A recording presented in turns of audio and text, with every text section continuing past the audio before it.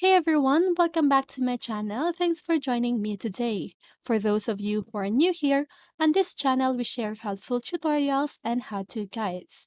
In today's video, I'm going to show you how to make a loading screen in Roblox Studio. So if you want to know how to do it, just keep on watching. Creating a loading screen in Roblox Studio involves designing a user interface that displays relevant information or animations while the game loads. Here's a step-by-step guide to help you make a basic loading screen. First is to create a new screen GUI object. Okay, so in the Explorer window, right-click Starter GUI and select Screen GUI to create a new Screen GUI object.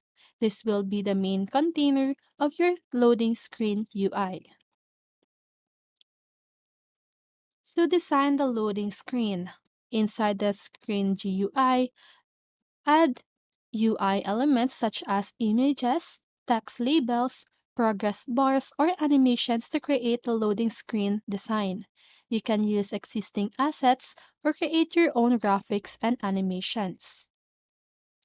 Position and size the UI elements.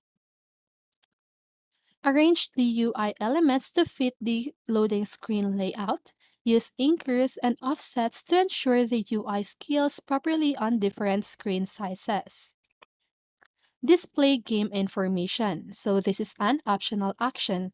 You can add informative text or graphics to display tips, hints, or game information while players wait for the game to load. And now, implement loading logic. In a script or local script object, write the logic to control the loading process. You can use the load async function to load assets and wait for the game to finish loading. Next is to display the loading screen. In a script object in a starter player scripts, you can create the loading screen UI using this screen GUI you made. And lastly, test the loading screen. Test the loading screen in Roblox Studio and ensure that it displays properly while the game loads. Customize the loading screen based on your game's theme and aesthetics. You can add animations, music, or other effects to enhance the loading experience. Keep in mind that loading times may vary based on the size and complexity of your game, so consider optimizing your game's assets and loading processes for a smoother experience.